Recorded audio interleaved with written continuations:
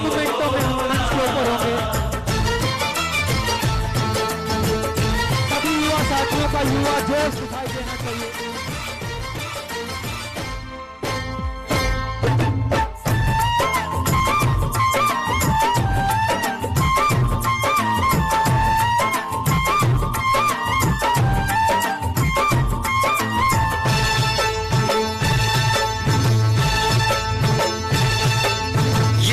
चोला है कि जिस पे रंग चढ़े न दूजा, ये वो चोला है कि जिस पे रंग चढ़े न दूजा। हमने तो बचपन से की थी इस चोले की पूजा, कल तक जो चिंगारी थी वो आज बनी है शोला। मेरा रंग दे, ओ मेरा रंग दे बसंती चोला, मेरा रंग दे बसंती चोला, मेरा रंग दे बसंती चोला, मेरा रंग दे बसंती चोला। आज रंग दे मैं रंग दे, मेरा रंग दे बसंती चोला, मेरा रंग दे बसंती चोला, जोरदार तालियों से स्वागत किया जाए मेरा रंग दे बसंती आदरणीय अरविंद केजरीवाल जी, रंग दे बसंती चोला। आदरणीय भगवंत मान जी, मुख्यमंत्री पंजाब हरियाणा। मेरा रंग दे बसंती चोला, मेरा रंग दे बसंती चोला, हो मेरा रंग दे बसंती चोला, मेरा रंग दे बसंती चोला। हो आज रंग दे, हो माए रंग दे, मेरा रंग दे बसंती चोला, माए मेरा रंग दे बसंती चोला, मेरा रंग दे बसंती चोला, मेरा रंग दे बसंती चोला, माए रंग दे बसंती। ये युवा जोश, ये आगाज मेक इंडिया नंबर 1 मिशन का ये आगाज होने जा रहा है। मैं सभी साथियों से अपील करूंगा अपनी अपनी कुर्सियों पे बैठ जाइए और तिरंगा हाथ में लहराते रहिए। अपनी अपनी कुर्सियों पर बैठकर तिरंगा हाथ में लहराते हुए हम स्वागत करेंगे दिल्ली के मुख्यमंत्री अरविंद केजरीवाल जी, पंजाब के मुख्यमंत्री श्री भगवंत मान जी, दोनों का हम स्वागत करते हैं। और अरविंद जी को तो मैं ये भी कहना चाहूंगा कि हम आपका स्वागत भी नहीं कह सकते क्योंकि आप इसी मिट्टी से हैं, इसी हरियाणा से हैं। तो अरविंद जी का स्वागत नहीं, धन्यवाद हम कहना चाहेंगे कि इन युवाओं के लिए आप पहुंचे हैं। भगवंत मान जी को धन्यवाद कहना चाहेंगे, पहुंचे हैं इन युवाओं की आवाज बनने के लिए। और एक बार वो देसी हरियाणा वाला जोश भी दिखा दो, make India, make India, make India. बहुत बहुत स्वागत, धन्यवाद। सभी साथी बैठ जाइए अपनी अपनी कुर्सियों पर, सभी साथी बैठ जाइए, जितने भी साथी खड़े हैं, जितने साथी खड़े अपनी अपनी कुर्सियों पर बैठ जाइए और हाथ में तिरंगा लहराकर अभिवादन कीजिए अपने मेहमानों का अपनी कुर्सियों पर बैठकर। धन्यवाद। सारे साथी बैठ जाइए। आज दिल से दोनों हमारे माननीय मुख्यमंत्री दिल्ली, हमारे प्रेरणा स्रोत अरविंद केजरीवाल जी और भगवंत मान जी, माननीय मुख्यमंत्री पंजाब आपके बीच में हैं और दिल खोल के आज युवाओं के साथ बात करेंगे। तो सारे साथी शांति से बैठिए, फिर उसके बाद बात शुरू करते हैं, क्योंकि मेक इंडिया नंबर 1 एक ऐसा सपना अरविंद केजरीवाल जी ने दिखाया है जिसके पीछे सारे युवा लामबंद होकर के खड़े हैं। आप चाहते हो कि नहीं चाहते हो मेक इंडिया नंबर 1 होना चाहिए कि नहीं देश? तो ये सपना जो दिखाया है, ये बहुत सालों के, बरसों के, दशकों के इंतजार के बाद एक ऐसा सपना युवा आंखें देख रही हैं जो बहुत पहले हो जाना चाहिए था। आजादी के 75 साल बीतने के बाद भी वो सपना सपना ही रहा और वो सच नहीं हो पाया। अब ये उस दिशा में अरविंद केजरीवाल जी ने कदम बढ़ा दिया। हम अपनी बातचीत की शुरुआत करते हैं। अरविंद जी, सबसे पहले आपसे रिक्वेस्ट करूंगा कि आप इन युवाओं को जरा एक मार्गदर्शन दीजिए कि ये मेक इंडिया नंबर 1 होगा कैसे। हेलो हेलो, कैसे हैं सब लोग? तो एक बार जोरदार भारत माता का जयकारा लगा दो पूरे दम से। मैं देख रहा हूं पूरा हॉल युवाओं से भरा हुआ है। भारत माता की, भारत माता की, इनकलाब जिंदाबाद, इनकलाब जिंदाबाद, वंदे मातरम, वंदे मातरम। दोस्तों, आप लोगों का उत्साह देख के आज हमारा मेक इंडिया नंबर 1 कैंपेन का पहला कार्यक्रम है और युवाओं का जोश देख के मुझे पूरा विश्वास है कि जिस मिशन पे हम लोग निकले हैं पूरे देश के 130 करोड़ लोगों को जोड़ने के लिए, कि हमारा भारत बहुत जल्दी नंबर 1 बन के रहेगा। आजादी के 75 साल मना रहे हैं हम लोग, खूब हर्षोल्लास के साथ, सबके हाथ में तिरंगा है, पूरे देश के अंदर लोग गलियों में निकल रहे हैं, अपने अपने तरीके से 75 साल आजादी के मना रहे हैं। लेकिन एक प्रश्न मन में उठता है, कई लोग ये प्रश्न पूछते हैं कि आप भारत को आजाद हुए 75 साल हो गए, इन 75 सालों में कई देश ऐसे हैं जो हमसे आगे निकल गए, कई देश ऐसे हैं हमारे बाद आजाद हुए, वो हमसे आगे निकल गए। सिंगापुर हमारे से 15 साल बाद आजाद हुआ, आज हमसे आगे निकल गया। जापान सेकेंड वर्ल्ड वॉर में पूरी तरह से ध्वस्त हो गया था, आज वो हमसे आगे निकल गया। जर्मनी सेकेंड वर्ल्ड वॉर में पूरी तरह से ध्वस्त हो गया था, वो हमसे आगे निकल गया। हमारे में क्या कमी है जी? हमारे में कोई कमी है क्या? भारत के लोग सबसे इंटेलिजेंट लोग हैं दुनिया के। मैं हमेशा कहता हूं, जब भगवान ने पृथ्वी पे इंसान बनाया तो सबसे इंटेलिजेंट लोग उन भगवान ने भारत में पैदा किए। पूरी दुनिया में कहीं चले जाओ, जितनी बड़ी बड़ी मल्टीनेशनल कंपनी है, अमेरिका की, लंदन की, फ्रांस की, यूरोप की, आपको टॉप के ऊपर 1, 2, 3 नंबर पे कहीं ना कहीं भारत का आदमी बैठा हुआ मिल जाएगा। हमारे देश के लोग इतने इंटेलिजेंट हैं, फिर भारत पीछे क्यों रह गया? प्रश्न उठता है कि नहीं उठता है? हमारे पास बेस्ट इंजीनियर हैं, बेस्ट डॉक्टर हैं, बेस्ट वकील हैं, बेस्ट किसान हैं, फिर भी भारत पीछे रह गया। क्यों भारत पीछे रह गया? 75 साल में इन पार्टियों ने और इन नेताओं ने गंदी राजनीति करने के सिवा कुछ नहीं किया। अगर इन नेताओं के और इन पार्टियों के भरोसे देश छोड़ दिया तो अगले 75 साल भी हम पीछे रह जाएंगे। इसलिए मैंने तय किया है, पूरे देश में घूमेंगे, 130 करोड़ लोगों को जोड़ेंगे। जिस दिन 130 करोड़ लोग इकट्ठे हो गए मुट्ठी की तरह, भारत को दुनिया का सर्वश्रेष्ठ राष्ट्र बनने से कोई नहीं रोक सकता। भारत को दुनिया का सबसे शक्तिशाली राष्ट्र बनने से कोई नहीं रोक सकता। आज से 75 साल पहले हम इकट्ठे हुए थे, अंग्रेजों को उठा के बाहर फेंक दिया हमने देश से। एक बार फिर इकट्ठे हो जाओ सारे जने, हम फिर से दुनिया का नंबर 1 देश बन सकते हैं। आज आप सब लोगों की ऊर्जा देख के मुझे बहुत अच्छा लग रहा है। आपसे पूछना चाहता हूं, आपके हिसाब से भारत को नंबर 1 देश बनाने के लिए क्या क्या करना चाहिए? इसी से शुरुआत करते हैं। ये पूरा खुली बातचीत है, मैं आपसे पूछूंगा, आप मेरे से पूछो, खुली बातचीत है। तो पहला प्रश्न मैं आपसे ये पूछता हूं कि आपके हिसाब से क्या भारत नंबर 1 देश बन सकता है? कितने साल में बन सकता है? कैसे बन सकता है? हाथ खड़े करो, आपके पास माइक आ जाएगा, माइक देते जाओ भाई। Hello hello.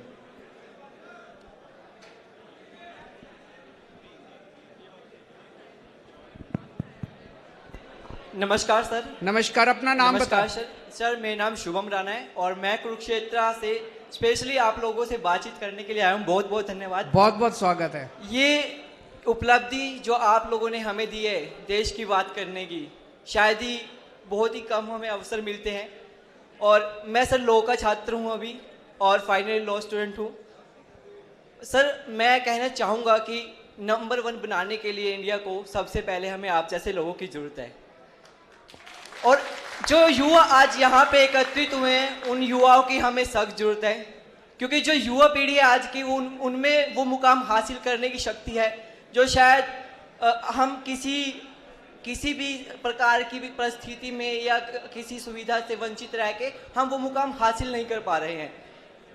अगर हम बात करें छात्रों की, मानिए आज छात्रों के हितों में जो सरकारें फैसला ले रही हैं वो बहुत ही घृणा करने वाली चीज़ें हैं। मैं इकोनॉमिकल वीकर सेक्शन से आता हूँ। मानिए मेरे पिताजी किसान हैं और घर में कोई अन्य आय का साधन नहीं है और मुझे स्टडी करने में बहुत ही तकलीफ़ों का सामना करना पड़ता है। आप अभी कॉलेज में हो? जी सर। कौन से कॉलेज में? सर मेरा भारत कॉलेज ऑफ लॉ है सर, कुरुक्षेत्र यूनिवर्सिटी से एफिलेटेड है बबैन में। और सर हमें जो अधिकार दिया गया था 10% रिजर्वेशन का, हरियाणा में उसको भी 5% दिया जा रहा है, जबकि संविधान के उल्लंघन में ऐसा किया जा रहा है। सर मैं कहना चाहूँगा कि छात्रों के लिए बड़ी बड़ी योजनाएं जो ये लेके आते हैं उनको धरती पे, उनको ज़मीनी स्तर पे लागू किया जाए और ऐसे ही देश नंबर 1 आगे बन सकता है और युवा आगे बढ़ सकते हैं। बहुत बहुत धन्यवाद। बहुत अच्छी बात है। भारत माता की। इन्होंने कहा शिक्षा बहुत जरूरी है, अभी उस पर लंबी चर्चा करेंगे। और कोई? माइक देते जाइए, माइक पकड़ाते जाइए।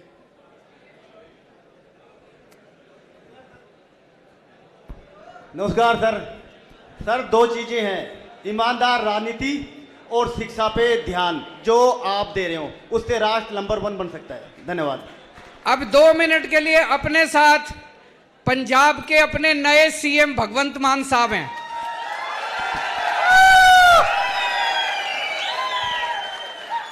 अब इनके विचार सुनेंगे, फिर आपके विचार सुनेंगे।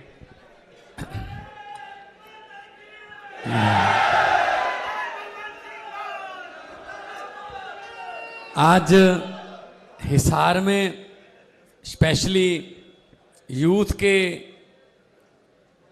एक बहुत बड़े इकट्ठ में, बहुत बड़ी ऊर्जा में आकर मुझे खुशी मिली।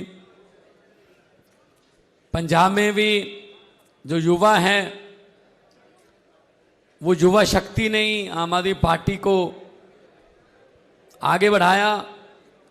और मैं आपको बताना चाहता हूं कि पंजाब में 92 एमएलए, 92 एमएलए आम आदमी पार्टी के जीते हैं 117 में से। उन 92 में से अगर हम एवरेज एज निकालें तो 39 ईयर्स बनती है, यानी कि इतनी यंग सरकार देश में और कोई नहीं है। हमारे 26 साल के, 27 साल के युवा युवतियां एमएलए हैं, 28 साल के, 30 साल के, 31 साल के लड़के लड़कियां एमएलए हैं। ये सिर्फ और सिर्फ आम आदमी पार्टी कर सकती है, क्योंकि रामलीला ग्राउंड से जब आम आदमी पार्टी निकली तो उन्होंने, अरविंद जी ने यही कहा था, राजनीति करने नहीं, राजनीति सिखाने आए हैं। और इन्होंने सिखा भी दिया कि यूथ को अब ये भरोसा हो गया कि मैं भी कुछ बन सकता हूं, मेरा भी इस देश में तरक्की में कुछ योगदान हो सकता है। तो यूथ जो है वो देश को आगे लेके जाएगा। हम बड़े गर्व से कहते हैं, बड़े मान से कहते हैं कि India is the youngest country on the earth. है भी, हमारी 65% पॉपुलेशन जो है वो 35 साल से नीचे है, गर्व से कहते हैं। लेकिन इसको रिवर्स सोचो, अगर उनकी एनर्जी पॉजिटिव वे में इस्तेमाल हो गई तो इंडिया नंबर 1 बन जाएगा। अगर उस यूथ की एनर्जी तो रहेगी यूथ में, लेकिन अगर वो एनर्जी हम इस्तेमाल प्रॉपर तरीके से नहीं कर पाए तो वो यूथ जो है भटक जाएगा, वो बुरी संगत का शिकार हो जाएगा, जो गैर सामाजिक तत्व हैं उनके साथ मिल जाएगा। तो मैं एक एग्जाम्पल देनी चाहता हूं। जहाज बहुत बड़ा होता है, 747, 777, 787 बोइंग का 350 पैसेंजर्स, उनका सामान, खुद का वजन, लगभग 1.25 लाख लीटर तेल लेकर वो दिल्ली के एयरपोर्ट से उड़ जाता है। इतनी ताकत होती है उसके इंजनों में। लेकिन वो जहाज जब एयरपोर्ट के गेट पर खड़ा होता है तो उसकी ताकत जीरो होती है, क्योंकि जहाज के यहां बैक गियर नहीं होता। अब बैक वो खुद हो नहीं सकता, कोई और उसको बैक नहीं कर रहा, आगे वो जा नहीं पा रहा, तो क्या जहाज रह गया। फिर एक ट्रैक्टर आता है छोटा सा, वो ट्रैक्टर उस जहाज को ऐसे पीछे करके उसको ऐसे मोड़ देता है, तो जहाज को रनवे नजर आ जाता है। तो जहाज फिर ट्रैक्टर को कहता है कि थैंक यू वेरी मच, अब आपका काम खत्म, मेरा काम शुरू। अब मेरे इंजनों पर मुझे यकीन है, मैं अब खुद उड़ूंगा। मेरे देश के युवा, चाहे वो हिसार का है, चाहे संगरूर का है, चाहे जींद का है, चाहे नरवाना का है, टोहाना का है, जाखल का है, कहीं का भी है, मेरे देश के युवा की शक्ति पर मुझे कोई शक नहीं है। बहुत ताकत है आपके जोश में। लेकिन दुख की बात यह है कि हमारा जो यूथ है वो एक जहाज की तरह गेट पर खड़ा है। कोई नेता या कोई टीचर या कोई गाइड ऐसा नहीं मिल रहा जो उसको रनवे दिखा दे। बड़ी खुशकिस्मती से मैं ये कहने जा रहा हूं कि अरविंद केजरीवाल के रूप में एक ट्रैक्टर मिल गया है जो यूथ को रनवे दिखा देगा, यूथ को रनवे दिखा देगा। आगे उड़ना काम यूथ का है कि कितना ऊंचा उड़ना है और कितनी दूर जाना है। सो यूथ जो है, युवा शक्ति जो है, उसको आज इग्नोर नहीं कर सकते। स्टार्टअप के प्रोग्राम चल रहे हैं। पहले सिर्फ डॉक्टर, इंजीनियर और पायलट, बस 3 काम होते थे हमारे। अब तो कुछ भी कर लो, स्टार्टअप्स में इतना कुछ मिल रहा है। पंजाब में 5.5 महीने हुए हैं अभी सरकार बने हुए, हमने स्टार्टअप्स की इतनी कंपनियों को लेके आ रहे हैं। हम लेके आओ, हम उनको माहौल देंगे। क्यों पंजाब का यूथ जो है, क्यों हरियाणा का यूथ जो है, वो बेंगलोर में जाके अपना स्टार्टअप शुरू करे, वो पुणे में जाके शुरू करता है, वो मुंबई में जाता है, वो सिलिकॉन वैली SFO में जाता है। क्यों जाए वहां पे? जोमैटो फरीदकोट का एक लड़का उसने शुरू की, फ्लिपकार्ट पंजाबी उसका आइडिया, ओला सानेवाल लुधियाना के पास उसका। लेकिन उनके हेड ऑफिस कहां है? पंजाब से बाहर, देश से बाहर, क्योंकि यहां हमें मौका नहीं मिलता वो प्रॉपर। हम काम करना चाहते हैं अपने देश के लिए, अपनी मिट्टी के लिए, लेकिन कोई मौका तो दे। मौका ही नहीं मिलता, हमें इधर उधर देखना पड़ता है। तो मैं ये कहना चाहता हूं, 5.5 महीने की सरकार ने, हमने ये किया कि जितनी भी इंडस्ट्री आएगी उसमें टेक्नीशियन चाहिए, सब चाहिए, सब हमारे पंजाब से, हरियाणा से, देश से आप लो। लेकिन होना चाहिए प्रोडक्ट, होम प्रोडक्ट। अभी हमारे गुड़ से इतनी चीजें बना रखी हैं। कुछ कल मैं एक इनोवेशन प्रोग्राम में गया था, गुड़ से इतनी चीजें कि आप यकीन नहीं कर सकते कि गुड़ से भी इतनी चीजें बन सकती हैं, और वो कई $1 मिलियन की कंपनी चला रहे हैं। तो आपके पास बहुत से आइडिया हैं, आप आइडिया से भरे हुए हों, लेकिन वही बात है कि आइडिया के लिए प्लेटफॉर्म चाहिए। प्लेटफॉर्म कौन देगा? वो जुमले वाले तो देंगे नहीं भाई साहब। अभी जुमलों की फैक्ट्री ऑन हो गई है, उसमें नए नए जुमले बन रहे हैं आने वाले दिनों के लिए। देखा जा रहा है किस जुमले से भावनाएं भड़केंगी, किस जुमले से धार्मिक भावनाएं भड़केंगी, किस जुमले से लोग ये होंगे वे होंगे। हम जुमलों वाली पार्टी नहीं है। हम तो जो कहते हैं वो कर देते हैं, जो नहीं कर सकते वो भी कह देते हैं कि भी ये नहीं हो सकता हमसे। मैं 2020 में जब मैं MP था संगरूर से, तो 2020 की इलेक्शन आई, 2 महीने इलेक्शन में थे। तो मैंने अचानक टीवी ऑन किया, दिल्ली में था मैं, तो एक आदमी आके ये बोला, और मतलब मेरे रोंगटे खड़े हो गए। मेरे होशो हवास में कभी किसी नेता ने ऐसा नहीं बोला, और ऐसा बोलने के लिए हिम्मत चाहिए, जिगरा चाहिए। एक आदमी आके ये बोल रहा है कि जी मेरे पिछले 5 साल के काम अगर आपको अच्छे लगे तो वोट दे देना दिल्ली वालों, वरना मुझे वोट ना देना। वो आदमी कौन था? अरविंद केजरीवाल। अब ये बोलने के लिए बहुत बड़ा जिगरा चाहिए, वरना ये क्या कहते हैं दूसरे, 5 साल और दीजिए, एक मौका और दे दो यार। हम 5-5 साल देते थक गए, ये 5 साल मांगते थके नहीं है। तो हम खुद आगे बढ़ेंगे, हमें कौन रोकता है? हम आगे बढ़ेंगे, हम सिस्टम को चेंज करेंगे। यही आज के जो प्रोग्राम है, आज शुरू हुआ है make India number 1। India number 1 बहुत सी चीज़ों में हो सकता है, लेकिन वैसे ही बस ऐसे सिस्टम में घिर चुका है कि हम चाहते हैं चलो यार विदेश चलते हैं, ब्रेन ड्रेन हो रहा है, नहीं होना चाहिए। जो मैं ये कहता हूं, अगर आप कोई काम दिल से करोगे ना, वो बात आगे जाती है। अगर आपने कुछ मन में मंजिल आपने बना ली कि मैं यहां पहुंचना है, तो पहुंच जाओगे। अगर आप डामाडोल हो, पता नहीं चल रहा इधर जाएं, कल इनकी मशहूरी होगी इधर जाएं, वो कुलदीप बिश्नोई की तरह, है ना, तो मतलब एक जगह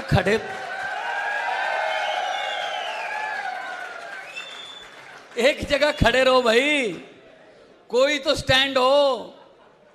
अब दूध वाले के मोटरसाइकिल की तरह ये थोड़ी है कि जिधर को टेढ़ा कर दिया वहीं उधर रुक गए। स्टैंड तो होना चाहिए ना, कि मेरा ये स्टैंड है, मेरा ये मोटिव है, मेरा ये मंतव्य है, मेरा ये एजेंडा है।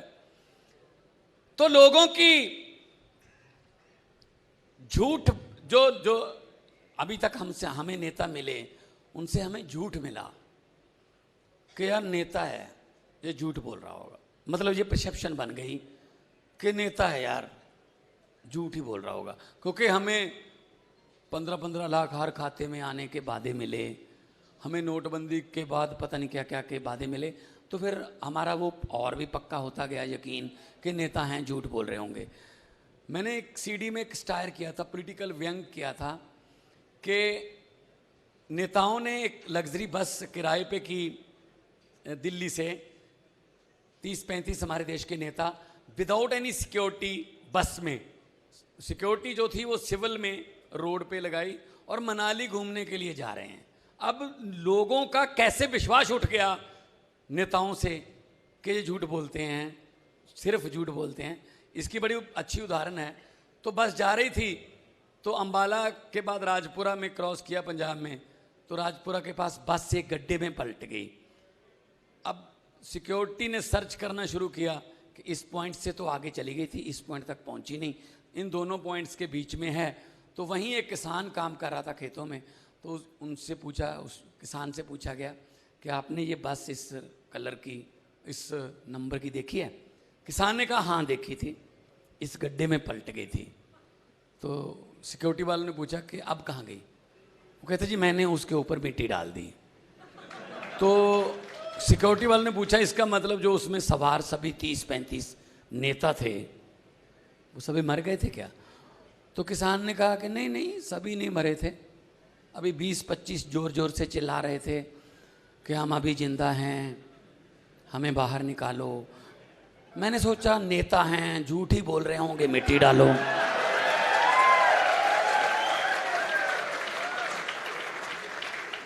हम ये मानने के भी तैयार नहीं है कि ये जिंदा है, झूठ बोल रहे होंगे, जिंदा नहीं है।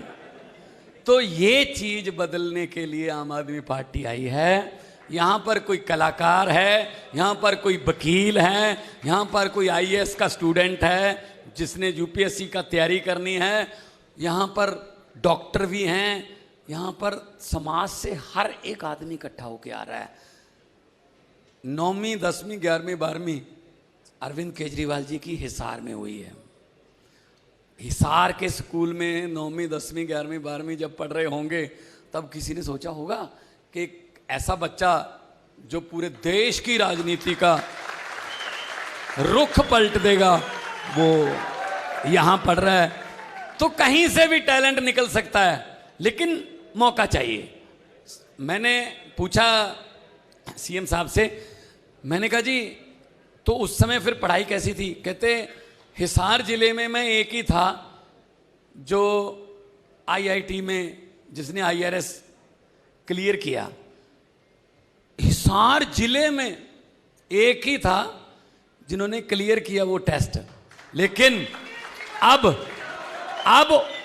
उनकी सोच और उनके इरादों से बने हुए स्कूलों से दिल्ली में एवरेज हर स्कूल से 4 निकल रहे हैं, हर स्कूल से।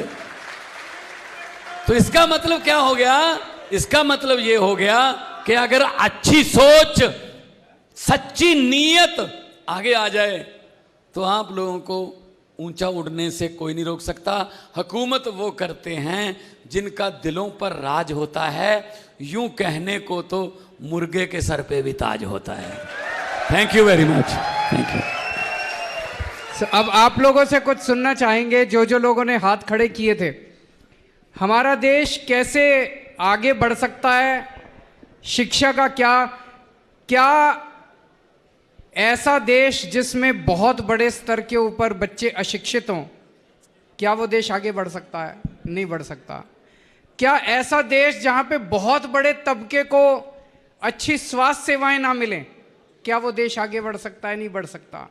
तो आप लोगों से सुनना चाहेंगे आपके विचार, और मैं भी बीच बीच में हम लोग। हाँ बच्चे। जय हिंद सर, मेरा नाम अंजलि कादर है। मैं पंडित नेकीराम कॉलेज से सिर्फ और सिर्फ आपसे एक क्वेश्चन पूछने आई हूँ। सबसे पहले आपका मैं बहुत दिल से आभार करती हूँ कि आपने मुझे ये मौका दिया। सर, एक देश नंबर 1 तभी बन सकता है जब एक देश की बेटी नंबर 1 बने, क्योंकि सर हमें एक सिक्योरिटी की जरूरत होती है। जब हम अपने घर से बाहर निकलते हैं सर, हम अपने माँ बाप को कह के कि हम बाहर निकल रहे हैं और हमें वहाँ पे सिक्योरिटी नहीं मिल रही कि हमारे हो रहे हैं ये, तो सर ये जरूर होना चाहिए सर। बिल्कुल बिल्कुल सर, ये बात हमारे दिल की बात है। मैं सहमत हूँ।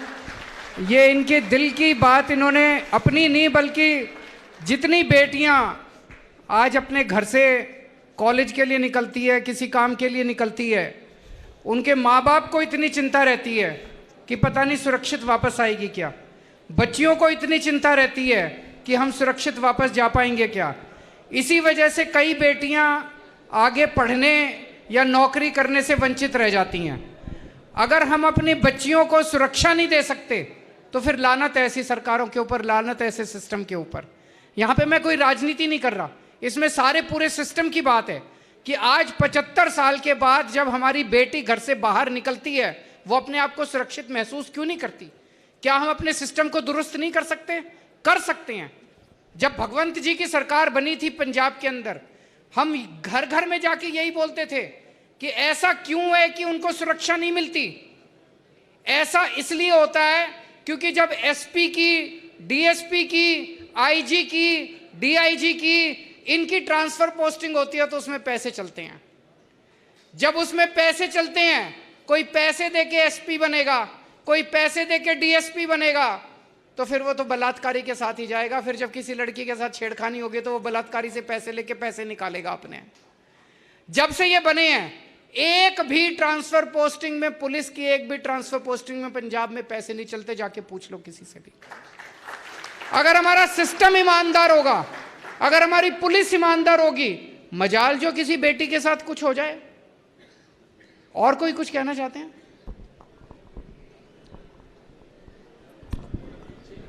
सर, सबसे पहले नमस्कार आपको। मेरा नाम नितिन वर्मा है और सर हम आपकी आवाज़ सुनने के लिए सर हम आपके बहुत थैंकफुल हैं सर। आज सबसे पहले सर, कहाँ से हो? सर मैं रोहतक से हूँ और सर मैं गवर्नमेंट जॉब करता था, मैंने गवर्नमेंट जॉब छोड़ी है। और सर मेरा क्वेश्चन सर अरविंद सर आपसे है कि सर जिस प्रकार हमारे रोहतक में पीजीआई कर्मचारी लगने के लिए करीबन 3 लाख रुपए तक देने पड़ते हैं भ्रष्टाचार के उसमें सर, तो क्या सर इसका कभी अंत हो पाएगा? दिल्ली में हो गया, पंजाब में भी हो गया। Thank you sir, thank you. ईमानदार सरकार चाहिए। Thank you so much.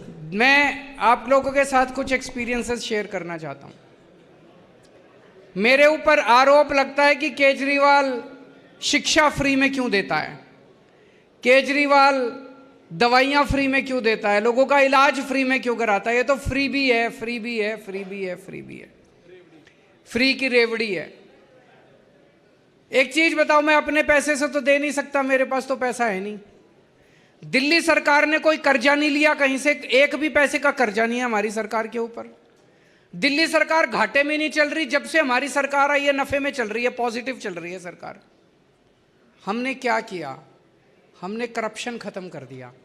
Corruption खत्म करके पैसे बचने लगे, पैसे बचने लगे, उससे नए नए स्कूल बनवा दिए, बच्चों की शिक्षा मुफ्त कर दी, सबका इलाज मुफ्त कर दिया। फिर जब और पैसे बच गए तो बिजली भी मुफ्त कर दी, फिर और पैसे बच गए तो सड़कें भी बना दी और पानी भी मुफ्त कर दिया। तो भ्रष्टाचार खत्म, पहले कहते थे क्या भ्रष्टाचार खत्म हो सकता है, हो सकता है, करके दिखाया है। दिल्ली में भी किया है, अब पंजाब में करके दिखा रहे हैं।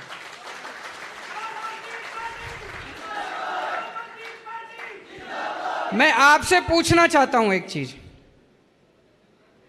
आज हमारे देश में एक माहौल ऐसा बन गया जैसे हरियाणा के अंदर पिछले कुछ दिनों में इन्होंने 105 सरकारी स्कूल बंद कर दिए। कर दिए कि नहीं कर दिए? ठीक किया कि गलत किया? आज सरकारी स्कूल में आदमी बड़ी मजबूरी में अपने बच्चे को भेजता है, जब उसके पास बिल्कुल भी पैसा नहीं होता। इन्होंने पहली चीज तो सरकारी स्कूलों की हालत इतनी खराब कर दी, बेड़ा गर्क कर रखा इन्होंने सरकारी स्कूलों में।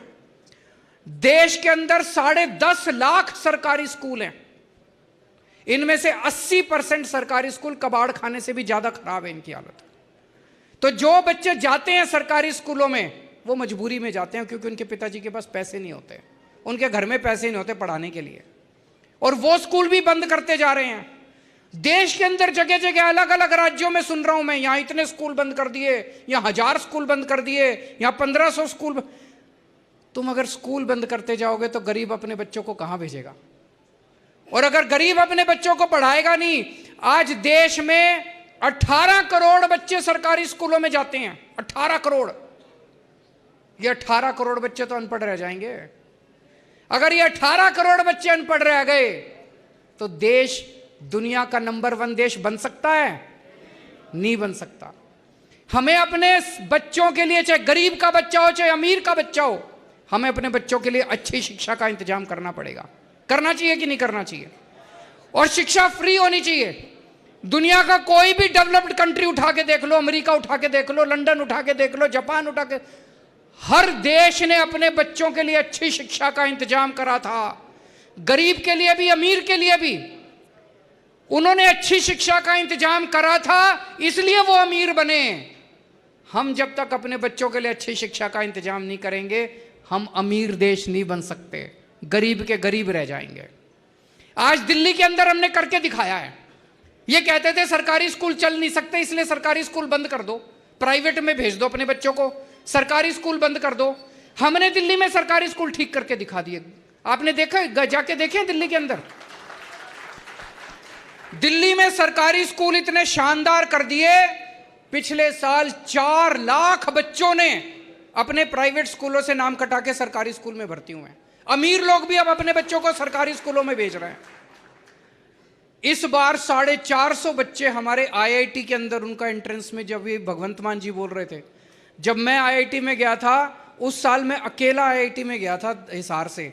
आज दिल्ली के सरकारी स्कूलों में से, हर सरकारी स्कूल में से 4 बच्चे आईआईटी के अंदर जा रहे हैं। अब आप सोच के देखो, एक कारपेंटर का बच्चा, लड़का, कारपेंटर 10,000 रुपये 12,000 रुपये महीना कमाता है। उसका लड़का आईआईटी के अंदर कंप्यूटर साइंस में चला गया, जब वो निकलेगा 3 लाख 4 लाख रुपए महीने की उसकी तनख्वाह होगी। तो कारपेंटर की तो जिंदगी बन गई, परिवार गरीबी से निकल गया कि नहीं निकल गया? मैं हमेशा कहता हूं, एक पीढ़ी के अंदर हम अपने देश की गरीबी दूर कर सकते हैं अगर हम अपने सारे बच्चों को अच्छी शिक्षा दे दें तो। लेकिन सारे बच्चों को अच्छी शिक्षा देनी पड़ेगी, और कोई कुछ कहना चाहते हैं?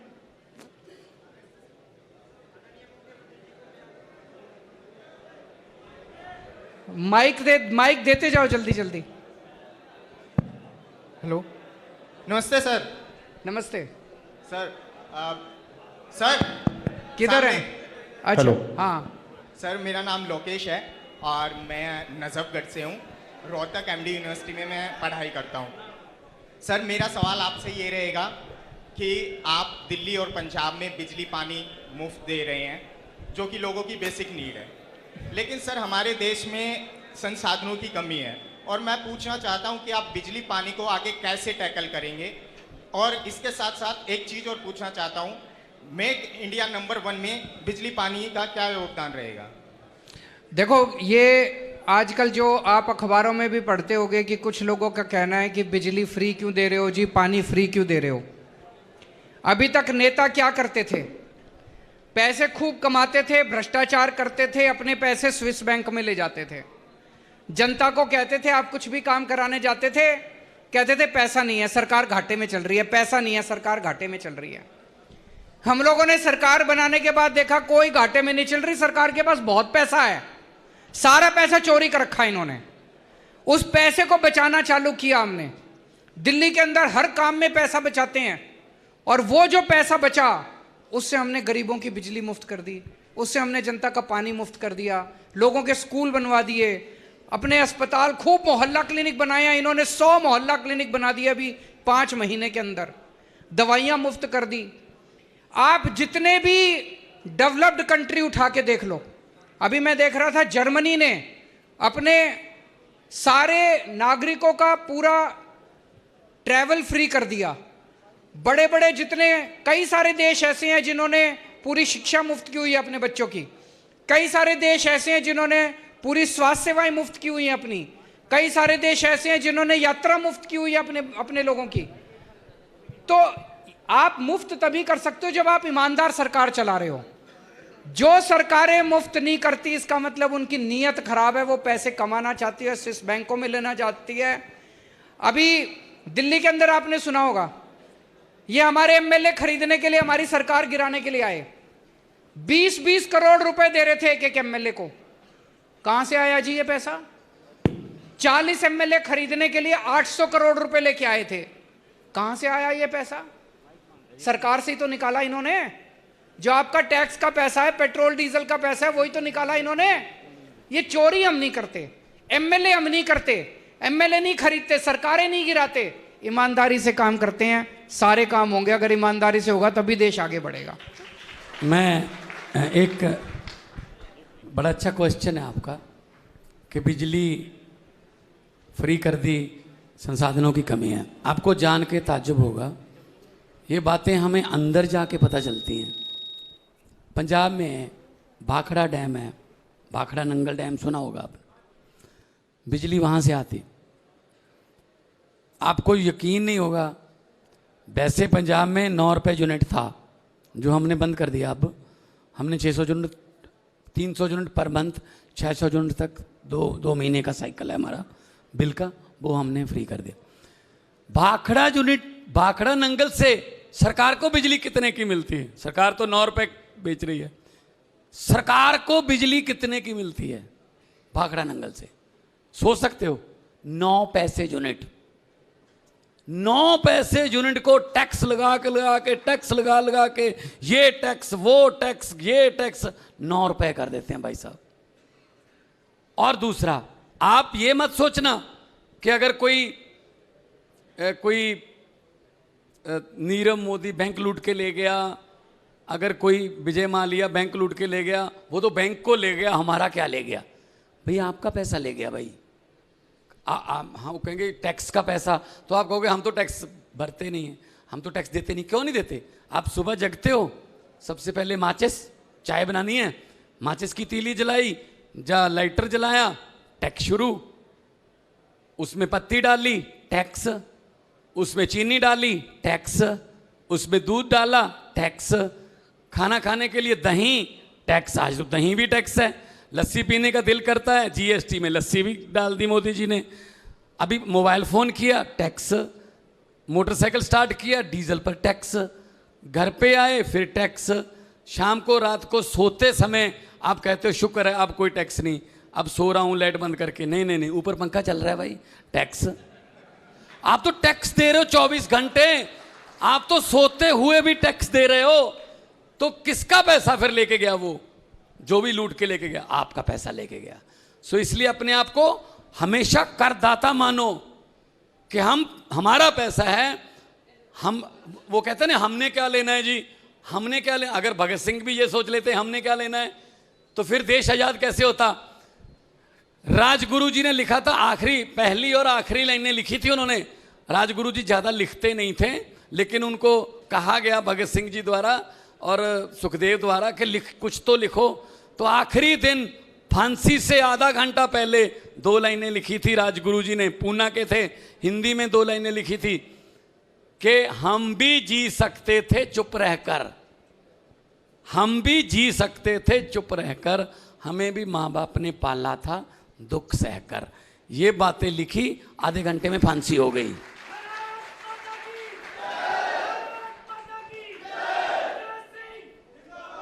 देखो आप भी जी सकते हो चुप रहकर कि लूटने दो, हमने क्या लेना है, हमने क्या लेना नहीं, हमने ही लेना है, अपने देश की लूट का हिसाब लेना है और यूथ ने लेना है। Thank you. हाँ जी, और कोई? सर नमस्कार। हाँ जी सर, मेरा नाम ज्योति अलावत है। मैं पंजाब यूनिवर्सिटी चंडीगढ़ से पीएचडी कर रही हूँ। मैं हरियाणा के एमएलएज और एमपीज की मेंटल हेल्थ पे काम कर रही हूँ, जो कि पूरे भारतवर्ष की पहली रिसर्च है। तो मेंटल हेल्थ पे? जी सर। तो मैं अपने डेटा कलेक्शन के दौरान बहुत सारे एमएलएज और एमपीज से मिली हूँ, हरियाणा के लगभग सबसे ही मिली हूँ। तो कोई कहता है भारत को विश्व गुरु बना देंगे, कोई इंडिया को नंबर 1 बना देंगे। तो भारत की आज़ादी को 75 साल हो चुके हैं, तो आज तक तो इंडिया नंबर 1 नहीं बना है। तो मैं आपसे पूछना चाहती हूँ कि आपकी क्या योजनाएं हैं, क्या आपके प्लान्स हैं जो इंडिया को आप नंबर 1 बनाओगे? आपके जरिए बनाएंगे, और जब तक आप ये सोचेंगे कि केजरीवाल बना देगा तो नहीं बनेगा। मैं इसीलिए मैं आपको एक उदाहरण देता हूँ।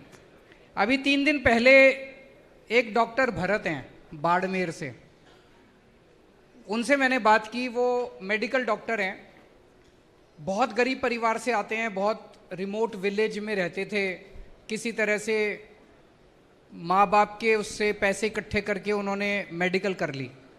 तो जब मेडिकल करी उनको बहुत तकलीफ हुई, लोन लिया, इधर उधर से पैसे नहीं थे उनके पास। मेडिकल करते करते जब वो 2nd ईयर में थे तो उन्होंने ये तय किया कि जो दूसरे गरीब बच्चे हैं मैं उनकी मदद करूंगा। उसके खुद की जेब में पैसे नहीं है और उसने कहा कि मैं मदद करूंगा। उसने 50-50 ऑर्गेनाइजेशन चालू करी, जिसमें हर साल वो 50 बच्चों को इकट्ठा करता है, गरीब बच्चों को, अनाथ बच्चों को, कई ऐसे बच्चे जिन्होंने पढ़ाई छोड़ दी 11वीं के बाद, ऐसे बिल्कुल गरीब से गरीब बच्चों को इकट्ठा करके कहता है मैं फ्री में उनको ट्यूशन देता हूं। और उसने कहीं से एक बिल्डिंग डोनेशन में ले ली, 2-4 और लोगों से डोनेशन लेके वो 50 बच्चों को वहां पे रेजिडेंशियल रखता है, उनके खाने पीने का सबका खर्चा डोनेशन से करता है। हर साल 50-50 बच्चों को लेता है। 10 साल हुए, लगभग 500 के करीब बच्चे उसने करे होंगे। 65 बच्चों को वो मेडिकल में एडमिट करवा चुका है। उन 65 में से 10 बच्चों को एम्स में, ऑल इंडिया मेडिकल के अंदर उसने एडमिट करवा दिया। जब हमारा सारा देश इकट्ठा हो जाएगा ना, 130 करोड़ लोग, भारत दुनिया का नंबर 1 देश बन जाएगा। और अगर आपने नेताओं के भरोसे छोड़ दिया, ये जिन एमपी एमएलए की आप स्टडी कर रही हो, तो कभी नहीं होने वाला। इन्होंने 75 साल खराब कर दिया और 75 साल खराब कर देंगे। हम अगर एक साथ इकट्ठे हो गए तो इन नेताओं को भी हमारी सुननी पड़ेगी। फिर सारे, जैसे मैं आपको एक उदाहरण देता हूं, भी 3 दिन पहले प्रधानमंत्री जी ने एक अच्छा ऐलान करा। उन्होंने कहा पूरे देश में 14,500 सरकारी स्कूलों को ठीक करेंगे। बहुत अच्छी बात है, 14,500 सरकारी स्कूल। मेरा यह कहना है देश में 10.5 लाख स्कूल हैं सरकारी। अभी पहली बार में 14,500 करेंगे तो ये 10 लाख सरकारी स्कूलों का तो 100 साल में भी नंबर नहीं आएगा। ऐसा क्यों नहीं कर सकते? सारी राज्य सरकारों को एक साथ लेते हैं और ये 10.5 लाख के 10.5 लाख स्कूलों को एक साथ ठीक करने का प्लान क्यों नहीं बनाते? बना सकते हैं। हमने दिल्ली के अंदर हमने सारे स्कूल एक साथ ठीक कर दिए। मान साहब ने कसम खाई है अगले 5 साल में पंजाब के सारे स्कूल ठीक कर देंगे। अगर 5 साल में हम 2 राज्यों के स्कूल ठीक कर सकते हैं तो केंद्र सरकार 5 साल में पूरे देश के सारे 10.5 लाख स्कूल तो ठीक कर ही सकती है। अब वॉर मिशन पे काम करना पड़ेगा, युद्ध स्तर के ऊपर काम करना पड़ेगा, तब आगे बढ़ेगा। लेकिन काम आपने करना पड़ेगा। आप अगर नेताओं से सोचोगे ये भारत को नंबर 1, उन्होंने कोई इंटरेस्ट नहीं है। वो तो ये देखेंगे उनके दोस्त को दुनिया का नंबर 1 अमीर आदमी कैसे बनाया जाए। Thank you sir.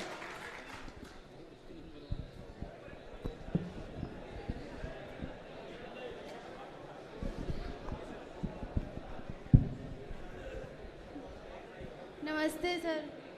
कहाँ पे हैं? हाँ जी सर, जैसे कि हमारे इनकी हरियाणा में 105 स्कूल बंद हो चुके हैं, तो इसमें आगे शिक्षा कैसे बढ़ाई जाएगी? आप उसी स्कूल से हो किसी से? आप क्या क्या करते हो? गवर्नमेंट पीजी कॉलेज से हिसार। पीजी कॉलेज से। तो इनका प्रश्न है कि 105 स्कूल जो बंद हुए हैं, ये कहते हैं कि 105 स्कूल इसलिए बंद करे क्योंकि वहां पे बच्चे कम आते थे। बच्चे कम क्यों आते थे जी? बच्चे कम इसलिए आते थे क्योंकि उन्होंने स्कूल कबाड़ा कर दिया, सबने अपने बच्चे निकाल लिए। मैं चैलेंज करता हूं आज उन 105 स्कूलों में आप शिक्षा अच्छी कर दो, सारी फैसिलिटी दे दो, देखो बच्चे बढ़ जाएंगे। और अब इन्होंने हरियाणा में और उल्टा कर दिया कि आप अगर अपने बच्चों को प्राइवेट स्कूल में भेजोगे तो सरकार उनको सब्सिडी देगी, स्कूल वालों को सारी फीस देगी, 1100 रुपये 800 रुपये महीना आपकी। और अगर आप सरकारी स्कूल में भेजोगे तो 500 रुपये महीना आपको देने पड़ेंगे। कितने गरीब बच्चे हैं जिनके माँ बाप के पास 500 रुपये महीना देने को हैं? फिर तो लोगों को अपने बच्चों को निकालना ही पड़ेगा स्कूलों से। तो आज देश के अंदर जरूरत यह है कि सरकारी स्कूल और बहुत ज्यादा बढ़ाए जाएं और उनको भी अच्छा बनाया जाए, ना कि सरकारी स्कूलों को बंद किया जाए। इसके हम सख्त खिलाफ हैं। Thank you sir. आदरणीय मुख्यमंत्री जी को मेरा नमस्कार। नमस्कार। मेरा नाम प्रथम शर्मा है और मैं हिसार जिले का रहने वाला हूं। मेरे मत के अनुसार जब तक मेरे देश का युवा बेरोजगार है तब तक हम इंडिया नंबर 1 नहीं बन सकता। बिल्कुल बिल्कुल सही बोल। और हरियाणा प्रदेश में तो यह स्थिति और बेहतर हो गई है। हरियाणा प्रदेश में जो एम्प्लॉयमेंट रेट है वो 30% है। पूरे देश में एम्प्लॉयमेंट रेट 37% है जी, 37% है। तो आज तक कोई भी सरकार इस रेट को कम नहीं कर पाई है और यह दिन ब दिन बढ़ रहा है। कैसे बढ़े, कैसे ठीक होगा? या तो सरकार कुछ ऐसे योजनाएं लाए जिससे ये रोजगार बढ़ सकें, या फिर स्टार्टअप कंपनीज आए, या बाहर की कंपनियां, कुछ मल्टीनेशनल कंपनी भारत में आए ताकि रोजगार बढ़ सके। सारे काम करने पड़ेंगे। रोजगार कैसे मिल सकता है? बिल्कुल सही कहा। जब तक हमारे हर युवा के पास अच्छा रोजगार नहीं होगा, भारत नंबर 1 देश नहीं बन सकता। केवल भाषणबाजी रहे। गलत तो नहीं कह रहा? हर युवा के पास अच्छा रोजगार होना चाहिए।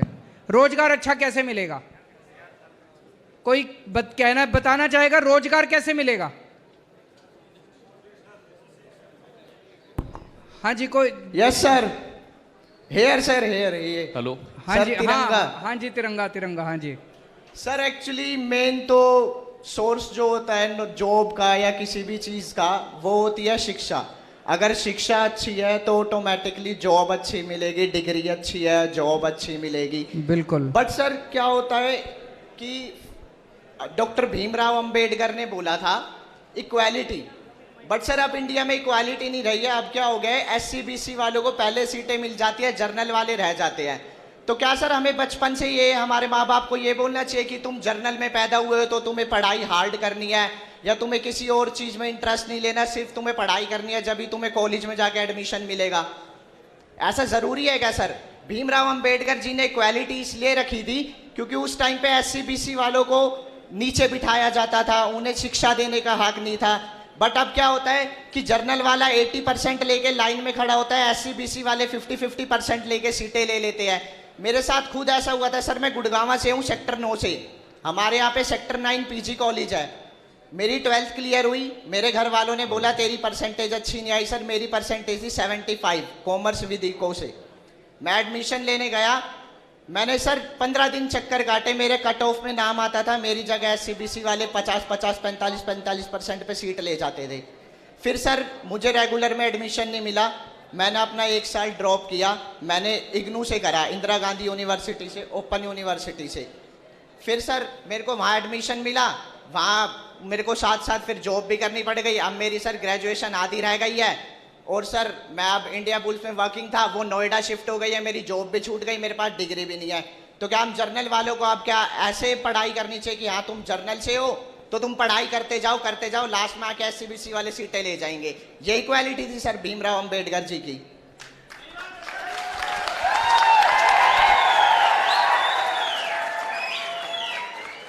एक तो ये अवधारणा कि आज SCs के साथ बुरा बर्ताव नहीं होता देश भर में, रोज हमें अलग अलग देश के कोने कोने से सुनने को मिलता है कि किस तरह से आज भी उनके साथ किस तरह से बहुत बुरा बर्ताव किया जाता है। सोशल उस पे मीडिया में भी कई सारे ऐसे वीडियो आते हैं, सोशल मीडिया पे ऐसे कई सारे देखने को मिलता है, पढ़ने को मिलता है। आप लोगों ने भी पढ़ा होगा कि देश के कोने कोने में किस तरह से आज भी 21वीं सदी, जैसे एक उदाहरण है, एक आईपीएस ऑफिसर था राजस्थान का, वो बता रहा था, बोला जी मैं आईपीएस में हो गया, मेरी शादी थी, शादी के वक्त उसके गांव के अंदर सारे इकट्ठे हो गए, बोले अगर तू घोड़ी पे चढ़ा तो देख लियो तेरे को घोड़ी पे नहीं चढ़ने देंगे। ये अभी कुछ 1 साल पहले की बात है। आईपीएस ऑफिसर SC समाज का, उसकी शादी थी, आईपीएस करने के बाद उसको घोड़ी पे नहीं चढ़ने दिया। बोला जी ये तो मैं आईपीएस था तो मैं सारी पुलिस मैंने इकट्ठी कर ली, पूरी गांव को छावनी बनाना पड़ा उसको घोड़ी पे चढ़ाने के लिए। आज भी हमारे देश के अंदर स्थिति काफ़ी खराब है। तो पहली चीज़ तो मैं ये कहना चाहता हूँ कि ये जो रिजर्वेशन किया गया वो इसलिए किया गया, जो सदियों से जो एक इनइक्वालिटी चली आ रही थी वो बराबरी का हक देने के लिए, ताकि सब बराबर उस पर आ सकें। दूसरी चीज़, ये जो हमारी एक मेंटालिटी बन गई है, पढ़ने के बाद नौकरी, पढ़ने के बाद नौकरी, पढ़ने के बाद नौकरी, ये अंग्रेज जो सिस्टम छोड़ के गए थे, मैकॉले का सिस्टम था 1830-1840 के अंदर। मैकॉले ने अंग्रेजों ने एक ऐसा सिस्टम, पहले देश के अंदर कोई नौकरी नहीं ढूंढता था, सारे अपना अपना काम करते थे। ये मैकॉले एक सिस्टम बना के गया था कि BA करोगे, BCom करोगे, LLB करोगे, फलाना करोगे, उसके बाद नौकरी चाहिए। सारे अंग्रेजों के पास नौकरी मांगने जाते थे, अंग्रेजों के यहाँ क्लर्क बन जाते थे हम सारे।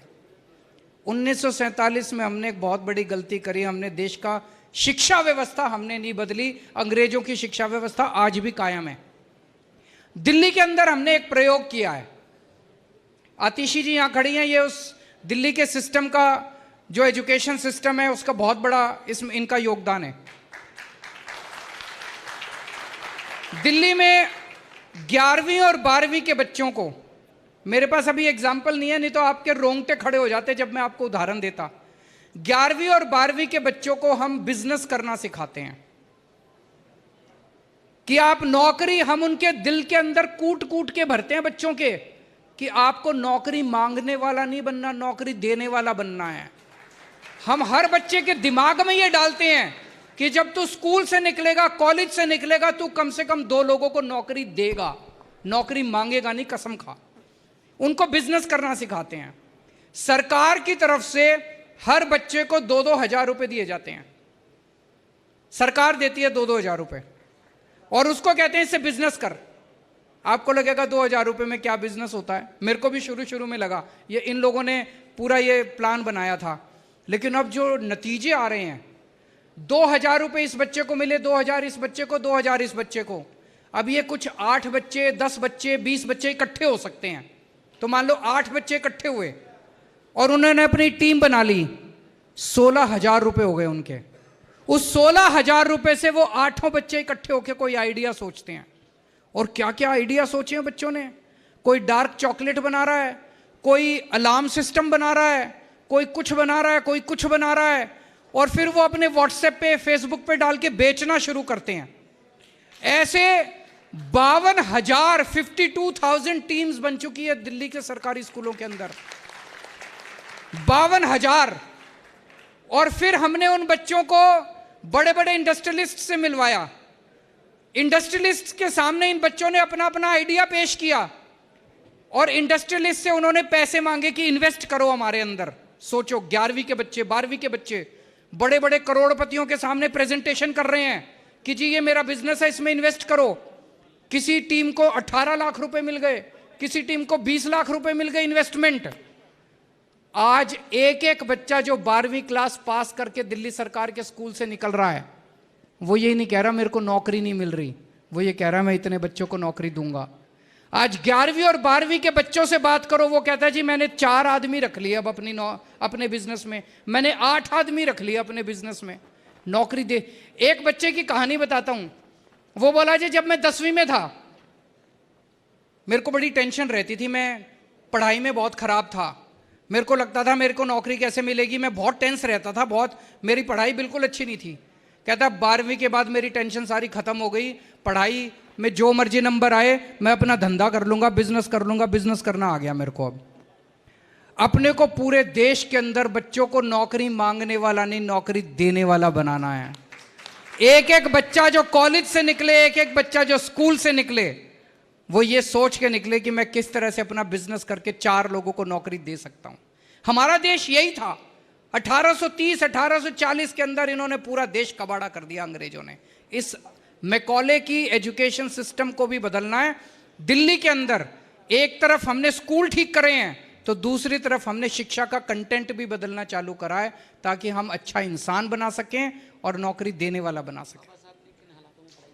बाबा साहब ने भी किन हालातों में पढ़ाई की थी। सोचो एक गरीब से गरीब परिवार से निकला हुआ वो बच्चा, गरीब परिवार से, और वो कहां चला गया? अमेरिका में कोलंबिया यूनिवर्सिटी में पीएचडी करने के लिए। आज तो आपके पास इंटरनेट है, इंटरनेट पे देख लेते हो कोलंबिया यूनिवर्सिटी कहाँ है। मैं सोच रहा था उस बच्चे को बताया किसने होगा कि कोई कोलंबिया यूनिवर्सिटी भी है, और फिर आ गया लंदन से दूसरी 2-2 पीएचडी करी उसने उन दिनों के अंदर। और कोई किसी के आइडियाज? नमस्कार सर। हाँ जी सर, जय हिंद। जय हिंद। मेरा नाम नरेंद्र चौधरी, मैं फरीदाबाद से आया हूँ, और एक सुझाव और एक सवाल है मेरा। सर, मैं आम आदमी पार्टी पे बहुत सारे गीत स्लोगन्स लिखता हूँ। मेरा ये मानना है कि सर देखिए, देश के हर नागरिक की सोच को बदलना बहुत ही असंभव कार्य है। बिल्कुल बदलेंगे, हर नागरिक की सोच बदलेंगे जी सर, आपके साथ मिलके बदलेंगे। सर, जब तक व्यवस्था परिवर्तन नहीं होगा तब तक कुछ नहीं बदल सकता है, और व्यवस्था परिवर्तन के लिए सर सत्ता परिवर्तन होना बहुत जरूरी है।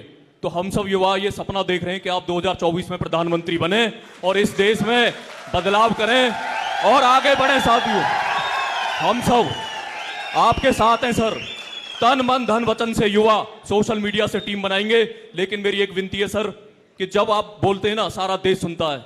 सोशल मीडिया पे यूट्यूब से हम सब देखते रहते हैं, आपको सुनते हैं, भगवंत मान जी को भी, जो अच्छे काम आप कर रहे हैं। मीडिया जैसे जैसे चुनाव पास में आएंगे सर 2024 के, मीडिया अच्छी चीजें पब्लिश नहीं करेगा, क्योंकि आपको देखिए भगवान ने इतना ज्ञान दिया है, इतना दिमाग है, आप सारा सॉल्यूशन खुद कर देंगे। क्योंकि मैंने स्वराज, जो आपने पुस्तक लिखी थी आंदोलन के बाद, स्वराज, वो पूरी पुस्तक पढ़ी है सर। 80% तक आप समस्याओं को सर खत्म कर सकते हैं। क्यों कहते हैं ना, कोई चीज कम नहीं कर सकते लेकिन खत्म कर सकते हैं, चाहे वो रोजगार हो, कोई भी समस्या हो। मेरा बस एक ही सवाल है कि आप एक ऐसा मिशन बना दें कि ये युवा जो अभी ठाली और खाली बैठे हैं, 18 से 35 साल के करोड़ों युवा पूरे देश में, आप हर जिले में जाएं, क्योंकि 75 सालों में आजादी में ऐसा पहली बार हुआ है कि इस तरह से सवाल जवाब होते हैं। नहीं, नेता आते हैं, भाषण देते हैं और चले जाते हैं। सर, आपने राजनीति को बदला है, ये क्रेडिट आपका। लेकिन एक आखिरी बात है कि आम आदमी की आखिरी उम्मीद आप में है सर। तो भगवंत मान जी भी बहुत अच्छा पंजाब में काम कर रहे हैं, लेकिन सर हर जिले में जाएं, समय बहुत कम है। कुछ लोगों कहते हैं ना कि जितना समय है सब लगा दो, कुछ लोगों को मैं जगाता हूं, कुछ लोगों को आप जगा दो। तो साथियों, परिवर्तन हमें करना। आप प्रधानमंत्री 2014 से सर एक ही सपना है, 2014 से आपको 2024 में पीएम देखना सर, और 2035 तक इस देश को विश्व गुरु सुपर पावर बनाना सर। थैंक यू, जय हिंद। बहुत अच्छा। नमस्कार sir. Sir left side sir, front row. नमस्कार सर। हाँ जी, हाँ जी सर। सबसे पहले तो मैं बहुत ज़्यादा नर्वस हूँ, तो उसके लिए सॉरी।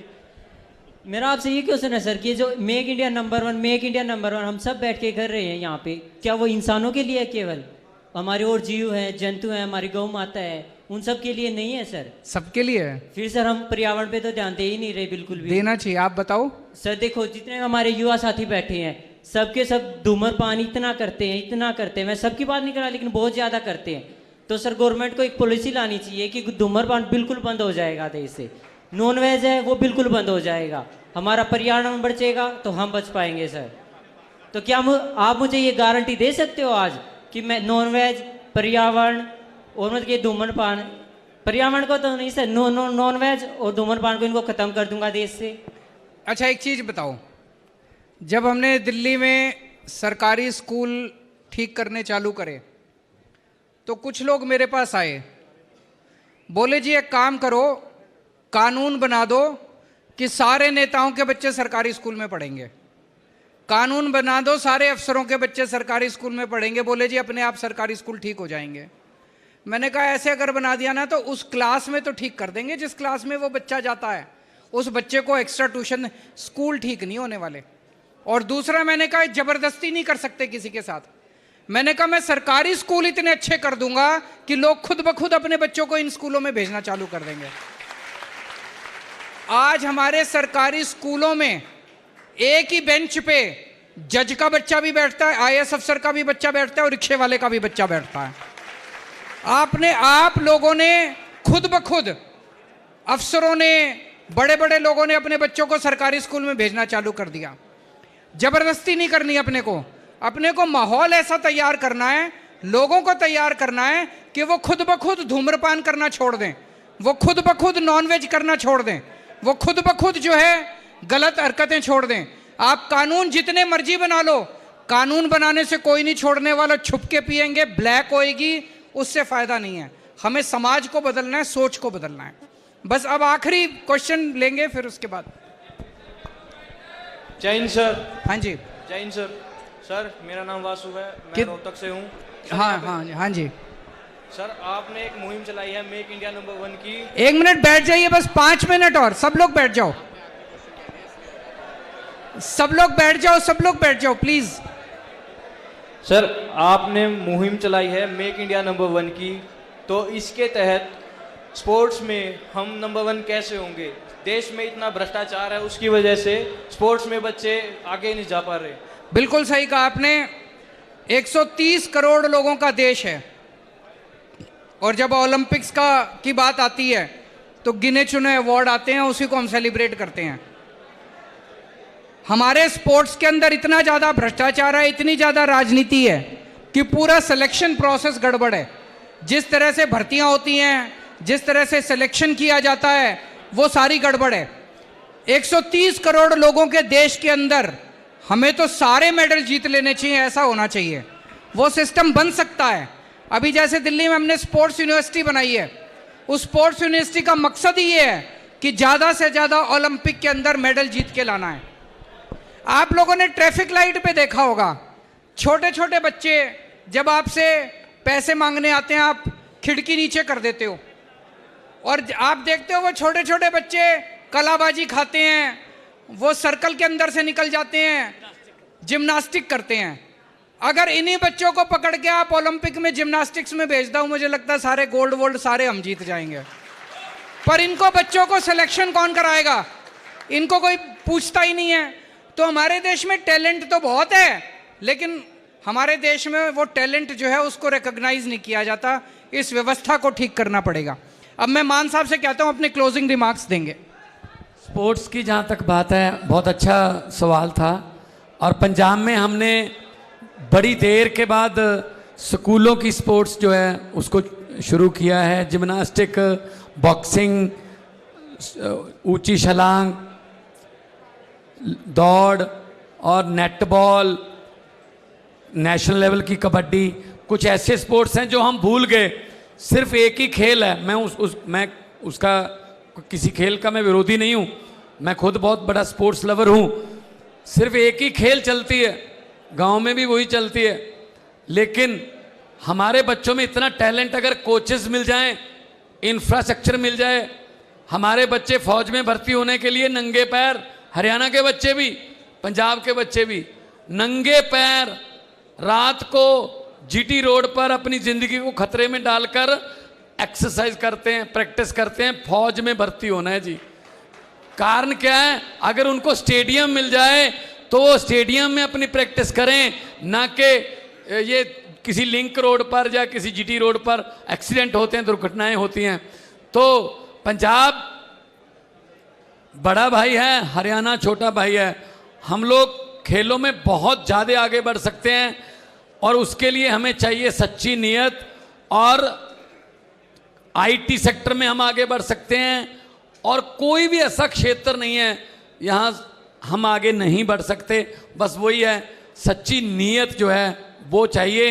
ये जो भ्रष्टाचारी हैं ना, इनको बोल देना अरविंद केजरीवाल जी हिसार में आए थे, इनको बोल देना भगवंत मान भी साथ में थे, इनको बोल देना भ्रष्टाचारियों को कि वो ये कह के गए हैं जितने मर्जी इकट्ठे कर लो पैसे, हीरे, मोती, मगर ख्याल इतना रहे कफन पे जेब नहीं होती, सब कुछ यही रह जाएगा। आप लोग हमारा साथ दीजिए, देश को बनाने में साथ दीजिए, देश को नंबर 1 बनाने में हमारा साथ दीजिए। और मुझे आपके उत्साह से आज लग रहा है कि कोई भी ऐसा नहीं होगा जो आज 10-10, 15-15 लोगों को जाके ये नहीं बताएगा कि आज तुमने एक ऐसा प्रोग्राम मिस कर दिया जिसमें राजनीति नहीं थी, जिसमें सिर्फ ये था कि देश को नंबर 1 कैसे बनाना है। तो एक नंबर 951001001000 इस पे मिस्ड कॉल कीजिए, हम आपको व्हाट्सएप ग्रुप पे जोड़ लेंगे और आपके साथ हम जुड़ जाएंगे। 951001001000 आप भी मिस्ड कॉल करें और ज़्यादा से ज़्यादा लोगों को कराएं। अब मैं नारा बोलूंगा मेक इंडिया, आप मेरे पीछे बोलेंगे नंबर 1। मंजूर है? Make India, make India, make India, Bharat माता की। नेशनल एंथम के लिए हम सब खड़े होंगे, नेशनल एंथम के साथ समापन करेंगे कार्यक्रम का। बहुत शांति के साथ, बहुत शांति के साथ, सावधान मुद्रा में सारे युवा एक साथ खड़े होंगे। गण मन अधिनायक जय हे भारत भाग्य विधाता, पंजाब सिंध गुजरात मराठा द्राविड़ उत्कल बंग, विंध्य हिमाचल यमुना गंगा, उज्ज्वल जलधि तरंग, तव शुभ नामे जागे, तव शुभ आशीष मांगे, गाहे तव जय गाथा। जन गण मंगल दायक जय हे भारत भाग्य विधाता, जय हे, जय हे, जय हे, जय जय जय जय हे।